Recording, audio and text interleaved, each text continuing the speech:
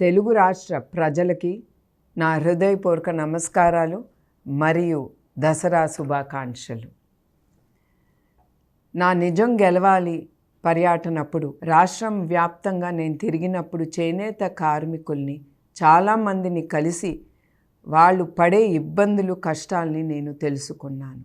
చేనేత వస్త్రాలు మన తెలుగు రాష్ట్రాల్లో మంగళగిరి, వెంకటగిరి, ఉప్పాడ, పోచంపల్లి, సిరిసిల్ల, గద్వాల్, ఖాదీ ప్రసిద్ధి చెందినవి. నూలు సేకరించినప్పుడు బట్ట నేసే వరకు ఆ కార్మికుడు పడే కష్టాలు, ఇబ్బందులు ఎన్నో. అతను ఆరోగ్యం కూడా లెక్క పెట్టకుండా ఆ బ్లీచింగు, యాసిడ్ మధ్యన నుంచుని అతను బట్ట నేస్తున్నారంటే మనం అందరం ఒకటే ఆలోచించాలి. వాళ్ళు పడే ఆ కష్టం వాళ్ళ బిడ్డల కోసం, వాళ్ళ కుటుంబం కోసం, వాళ్ళు ముందుకు వెళ్ళటానికి వాళ్ళు అన్ని ఇబ్బందులు ఎదుర్కొని బట్ట నేస్తున్నారు. అందుకే మన అందరం ఆ చేనేత కార్మికులు వాళ్ళు పట్టే నూలు పోగుతో వాళ్ళు అద్భుతాలని సృష్టిస్తున్నారు.